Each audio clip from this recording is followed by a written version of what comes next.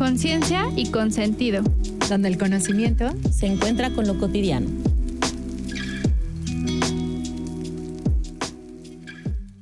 Hola, hola, bienvenidos a un capítulo más de Conciencia y Consentido.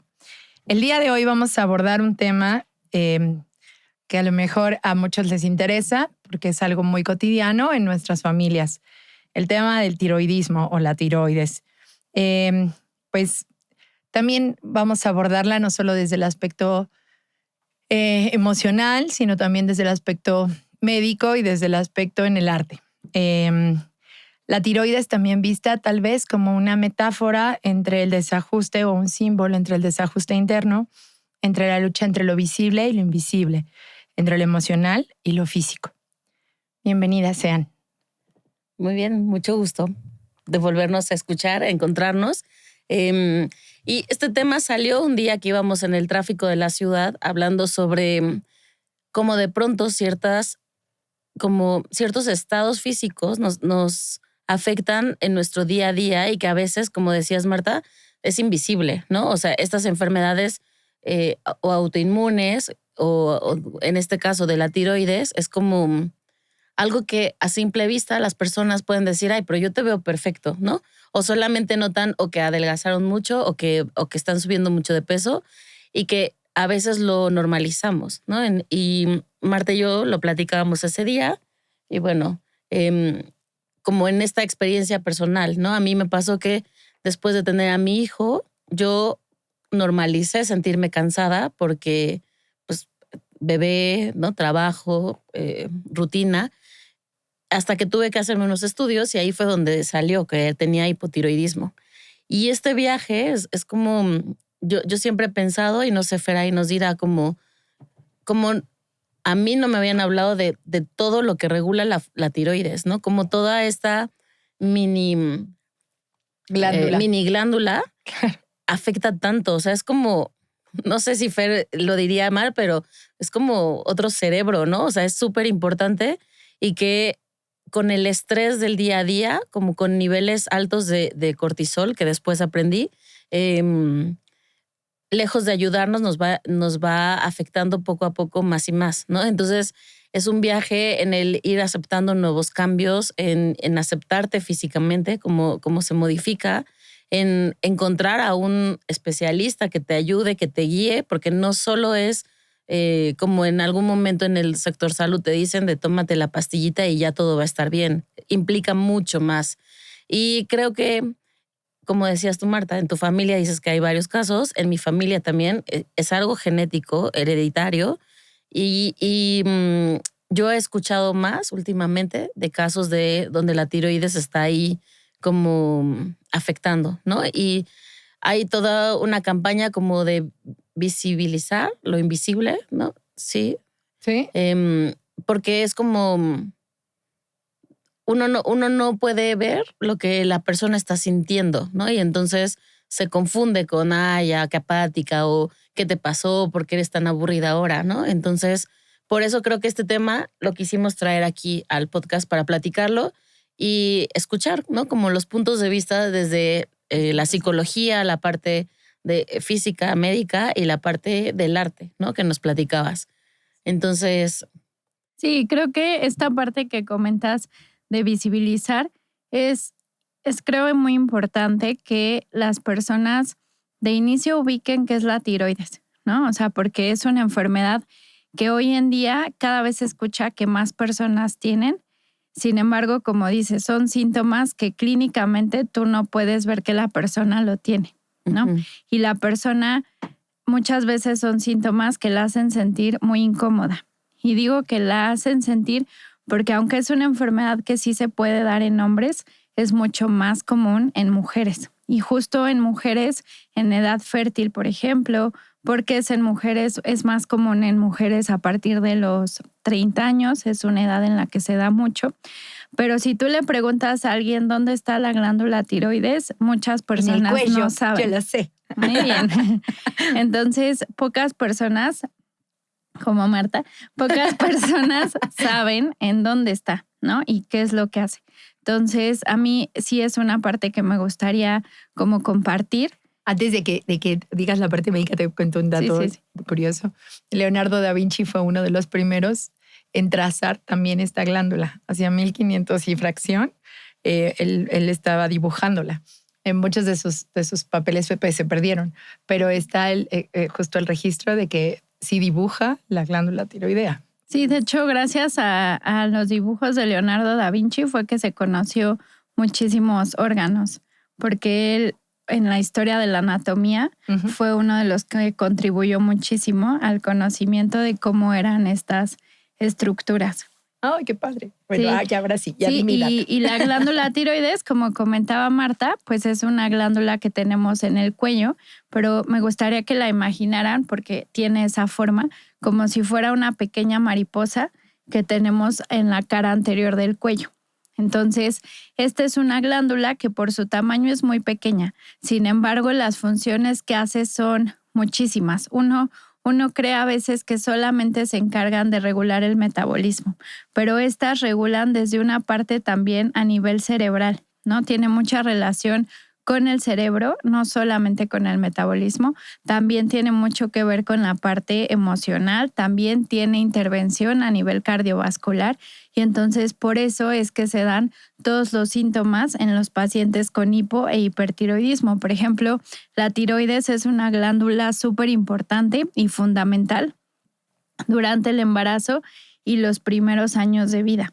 A nivel porque ayuda muchísimo a la parte de la maduración neuronal y también a esta parte del aprendizaje. Y ya en los adultos mayores también ayuda mucho en la función cognitiva, que es algo que pasa mucho, por ejemplo, con los pacientes que tienen alguna enfermedad tiroidea, que les cuesta mucho trabajo concentrarse o que de pronto cosas que antes pues solían acordarse, como que ya no se acuerdan tanto. Entonces regula mucho a nivel emocional, ¿no? Entonces sí es una glándula que contribuye en muchísimas funciones del cuerpo, aunque es muy pequeña.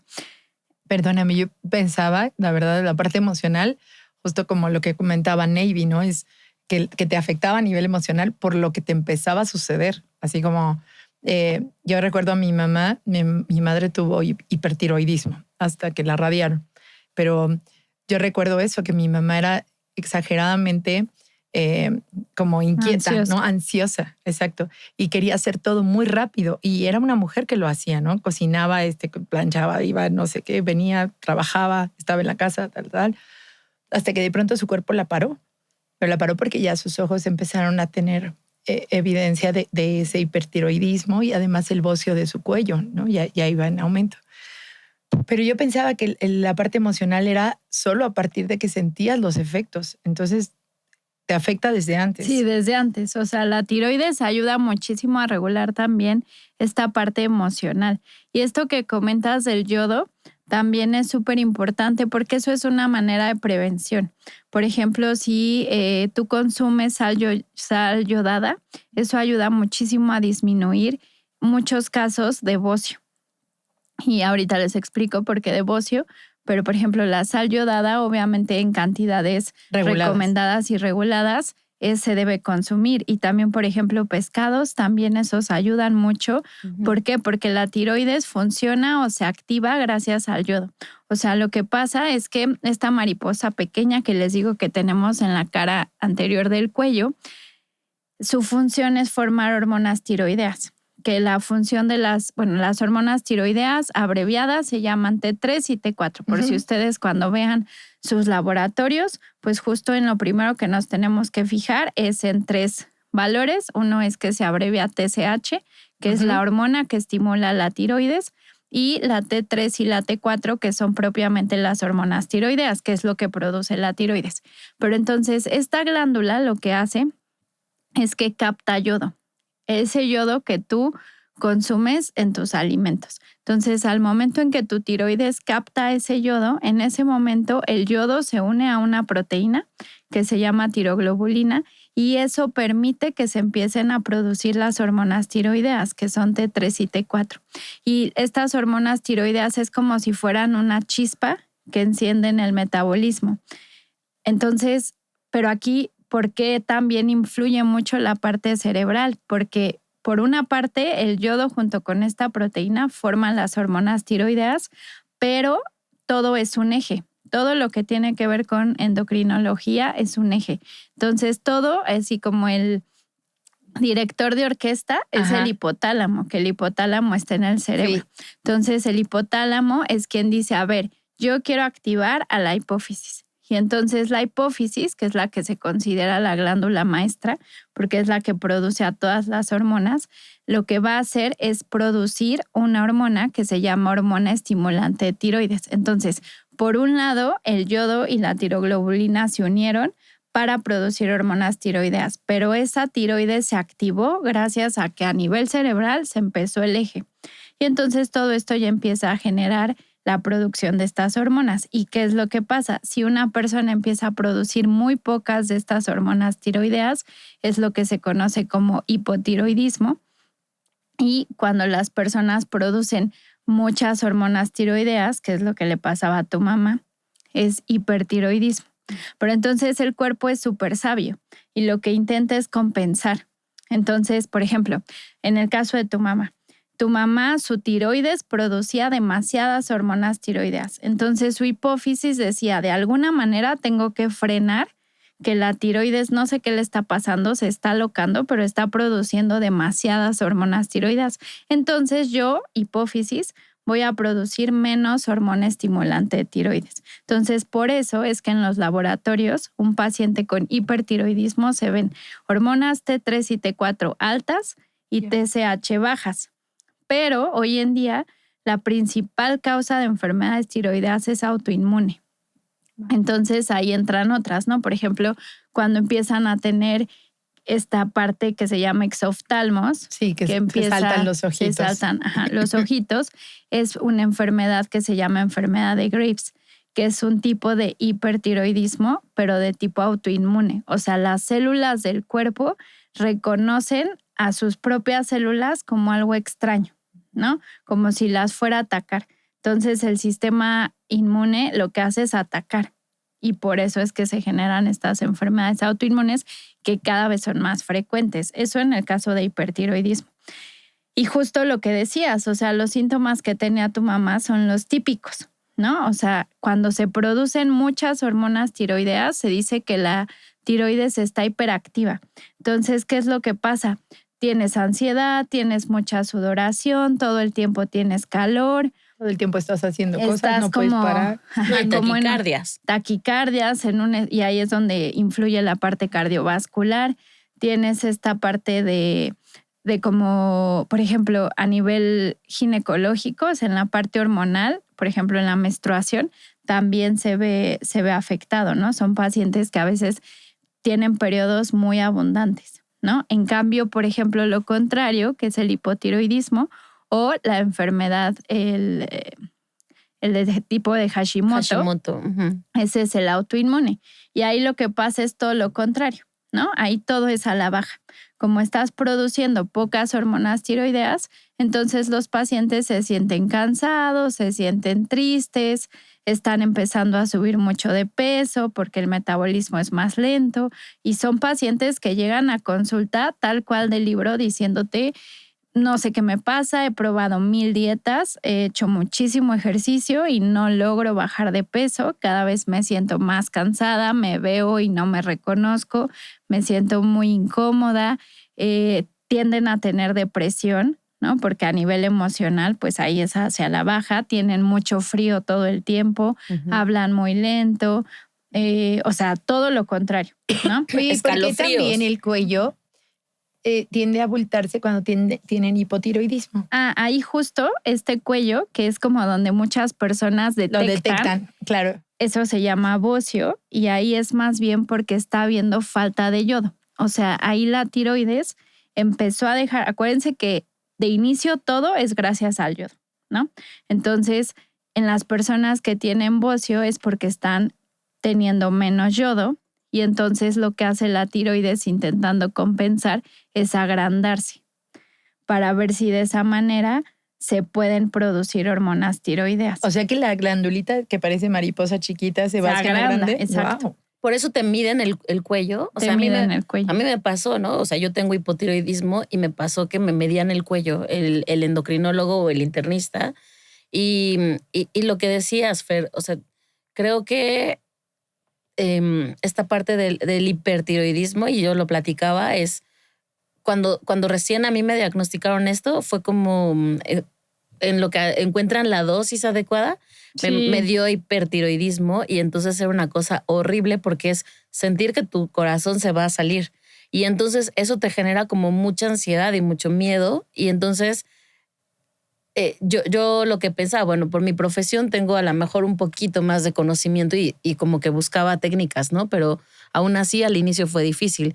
Pero cuando no tienes este entrenamiento es como no encontrar cómo expresarle a los demás que te estás sintiendo mal, que al final no, ahora sí que no eres tú, ¿no? O sea, es el tema de la tiroides donde tienes que buscar un equilibrio. Y ahorita todo lo que tú mencionas como del yodo y toda esta parte es algo que no se escucha. O sea, al menos que tengas familiares que te hayan dado. Bueno, les voy a ¿no? contar una anécdota. En la preparatoria teníamos que hacer teníamos temas selectos de biología y teníamos que hacer un proyecto para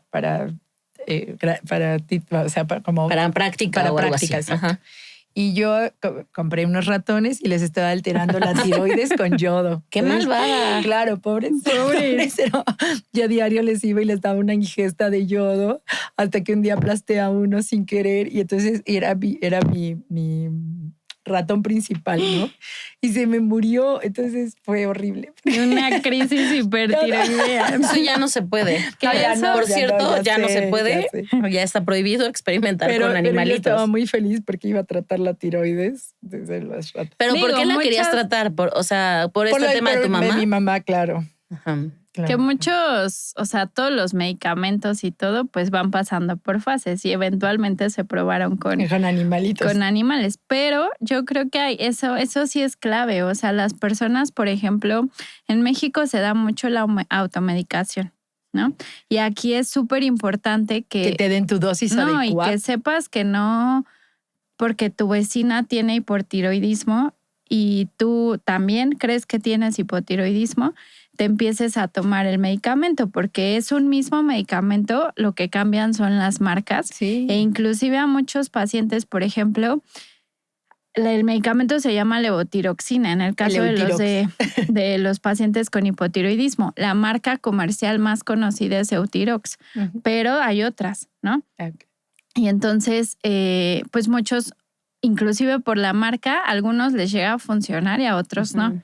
Y la dosis es súper importante. Yo, por ejemplo, con los pacientes que tengo que veo de enfermedades crónico-degenerativas, incluyendo ahí los pacientes con hipertiroidismo. Eso es horrible, Fer, perdón que interrumpa. ¿Por qué le ponen ese nombre de crónico-degenerativas con buena calidad o buen pronóstico de vida, ¿no? Pero ya te dijeron crónico-degenerativo, me estoy muriendo. Entonces, a nivel psicológico causa un impacto. Sí. Bueno, es que ahí es importante en la consulta, porque aparte hay muy mala información, pues explicarle al paciente, ¿no? Claro. O sea, se considera una enfermedad crónico-degenerativa crónica porque es una enfermedad que se controla y no se cura.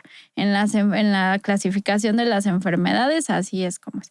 Y degenerativa, pues porque también es algo que va pasando a lo largo de tu vida. Que además no puedes dejar de tomarlo nunca. O sea, son medicamentos. No, pero por ejemplo, alimentación sí, ¿no? Pero hoy en día sí. Yo hice una certificación en nutrición funcional y me cambió ahí el chip de todo lo que había estudiado en la carrera. Porque justo en la carrera de medicina, pues lo que nos enseñaban es que la diabetes pues no se cura. En cuanto te diagnostican, pues ya inicias con tratamiento, te pueden controlar súper bien, pero no se cura. Y lo mismo con el hipotiroidismo y lo mismo con la hipertensión y así muchas enfermedades. Y aquí en lo de nutrición funcional, que les digo que fue un cambio completo de chip, es porque es tratar todo desde un nivel celular.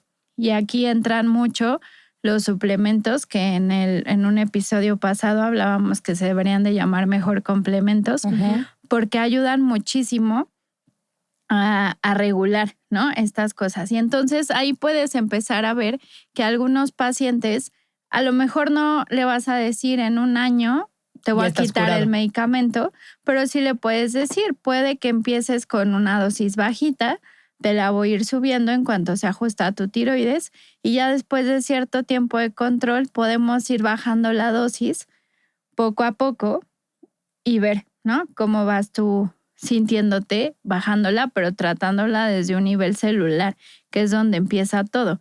Pero aparte de la importancia, o sea, yo me acuerdo que mi mamá de pronto se tomaba un cuarto de pastillita. O sea, no son unas pastillitas chiquititas. No. Y aparte la tomaba dosis. un cuarto, decías, era nada. O sea, aquí, por ejemplo, es clave la dosis también, porque todos los medicamentos generalmente son en miligramos.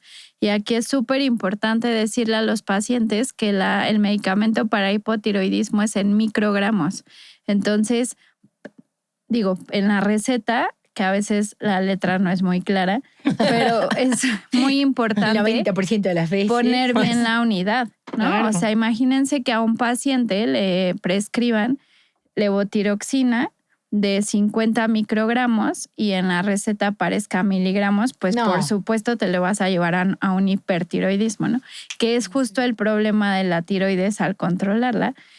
Y por eso es importante no automedicarse, porque cada paciente responde a distintas dosis. De hecho, hay pacientes, por ejemplo, que se les indica lunes, miércoles y viernes tal dosis y martes, jueves y sábados otra dosis, porque es ya muy dependiendo de cada paciente.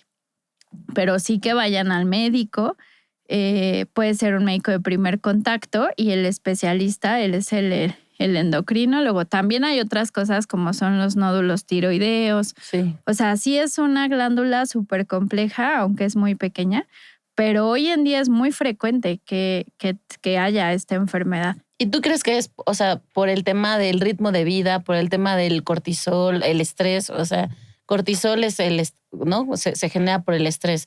O sea, ¿tú piensas que es por eso? Pues o... al final todos son ejes neuroendocrinos y el cortisol también es una hormona endocrinológica, ¿no? Que se produce a nivel de suprarrenales. Entonces, finalmente todos estos ejes se pueden alterar por el estilo de vida que llevamos. El estilo de vida porque también, por ejemplo, en otro episodio hablábamos de la higiene de sueño. Sí. También la tiroides influye en el sueño. Entonces, pacientes, por ejemplo, con hipotiroidismo tienen insomnio tienen insomnio en algunos momentos o más bien duermen sueño. muchísimo, Sí, ¿no? sí. Que es lo que más pasa. Que no puedes controlarlo. Y pacientes con hipertiroidismo tienen insomnio, ¿no? O sea, como que les cuesta mucho trabajar. Por esto que decías, ¿no? Como que va sueño. acelerándose en lugar de... Y entonces aquí entra, por ejemplo, el glicinato de magnesio, que no nada más le das al paciente su levotiroxina, sino también le puedes dar magnesio para que regules también esta parte del sueño. Entonces, como muchas enfermedades hoy en día, creo que es algo que se debe tratar de manera integral, ¿no? O sea, no solamente la parte médica, sino también, como decías hace rato, la parte nutricional es muy importante. Sí. O sea, sal yodada, obviamente no en exceso, porque eso pues, te genera hipertensión. Como la ratita de Marta. Hipertensión, hipertiroidismo y mil cosas, ¿no? Pero también, pues, pescado. Hay una dieta que se llama dieta mediterránea, que se recomienda mucho en pacientes con problemas de tiroides. O también, por ejemplo, hay muchas teorías que eso todavía no hay tanta evidencia, pero quitar el gluten, por ejemplo, ayuda. Ahorita no recuerdo el nombre, pero hay una persona que sigo en Instagram, que creo que tú también la sigues, Navy. Sí, autoinmune. Que él se dedica a solamente hablar de tiroides. Y solo hipotiroidismo. O sea, él dice, no hablo de hipertiroidismo, es hipo. Y son de esas cosas maravillosas de estos espacios porque, por ejemplo, en mi caso... Mucho. Yo lo sigo y le platicaba a Fer como él recomendaba tomarte vitamina C junto con la pastillita y de verdad yo lo hice y a mí me ha ayudado mucho. Pero también, o sea, es como decías, o sea, no es automedicarte, pero uno va descubriendo después del camino, ¿no? Y un episodio donde hablábamos sobre estas máscaras, ¿no? Como de pronto... podría pasar que o está muy triste o que se queda dormido todo el tiempo o que se siente muy hinchado porque también tienes como esta parte de no reconocerte porque retienes como más agua, o sea, retienes más líquidos, la mirada cambia, ¿no? Entonces, ¿y hay manera de con la parte nutricional mejorar? Sí. Y también en los laboratorios, o sea, yo creo que sí se debería de incluir en un check-up Básico. básico Sí. de mujer Pero sana. es carísimo. ¿No? O sea, o sea, Digo, hay distintos sí. laboratorios en sí, pues sí es importante un check-up anual, pero también que no se confíen si su T3 y T4 y la TSH salen bien. O sea, yo sí creo que hasta no demostrar lo contrario, si tienes síntomas que te hacen pensar que puede ser la tiroides, o sea, hacer todos los estudios necesarios. Y asistir a un es endocrinólogo. tomar también anticuerpos, que Eso, también anticuerpos. eso es algo súper común, que Ujú. luego prescribes a los pacientes que se hagan un perfil tiroideo, pero no les pides T4 y T4 libre y total, T3 libre y total. Entonces, aquí es importante también tomar el estudio laboratorio completo, ¿no? Porque muchas veces, por ejemplo, la T4 es la hormona tiroidea que se dice que es como la que está en reserva y la activa es la T3, la que está en todos los tejidos, ¿no? Pero es por eso importante tomar el estudio completo, incluyendo anticuerpos. Ujú. O sea, hoy en día yo si me llega un paciente con síntomas que yo siento que es la tiroides, le pido anticuerpos desde el principio. Y resistencia a la insulina, ¿no? También. Ajá. O sea, como... Van También le checas relacionadas, la eso te iba a preguntar, glucosa. porque, por ejemplo, he escuchado que a los niños chiquitos que padecen como de obesidad o que pareciera que presentan esta parte manchadita de su Acantosis, ¿no? cuello, les mandan estudios de tiroides, pero desde pequeñitos. Entonces dices, ¿desde niños puedes presentar ya este tipo de cosas? Sí, puedes desde niños, es menos común. De hecho, hay una enfermedad que es así desde que nacen, que se llama cretinismo, que es cuando generalmente pues las mamás tienen hipotiroidismo y el bebé nace con también una enfermedad tiroidea, pero va acompañada de retraso mental. Y entonces a esa enfermedad se le llama cretinismo, pero también se relaciona con la tiroides. Y sí, o sea, puede dar desde chiquitos, no es lo más común, pero y tampoco a lo mejor de cajón, de inicio un check-up a un niño le pides un perfil tiroideo, pero yo consideraría que si a partir de la adolescencia sería bueno como empezar a hacer esta cultura de prevención. Sí, Y porque digo, además no es- yo tengo varias amigas que empezaron o que les detectaron problemas de tiroides desde muy chavitas. O sea, te estoy hablando de los 20 años. Sí, sí. Entonces no era, o sea, a lo mejor Sí, es no más es ya común de en adultos. mujeres adultas, pero efectivamente, y la verdad es que solo conozco a 2 chicos que tienen lo que decías, ¿no? 2 chicos con Y problemas de generalmente tiroides. cuando son hombres es porque la mamá Sí. tiene hipotiroidismo. O sí, sea, se dice que se hereda al se hereda hijo, al hijo. de sexo opuesto, ¿no? Exacto. O sea, si tú tienes, por ejemplo, en mi caso, yo tengo un hijo varón, entonces Podrías. es más probable, o sea, eso me explicaban, que es más Ujú. probable que él pueda heredar. Y en mi caso, mi abuela paterna tenía. Entonces, como que ahí va la cadenita, ¿no? Entonces, y hay familiares que no sabemos todavía, ¿no?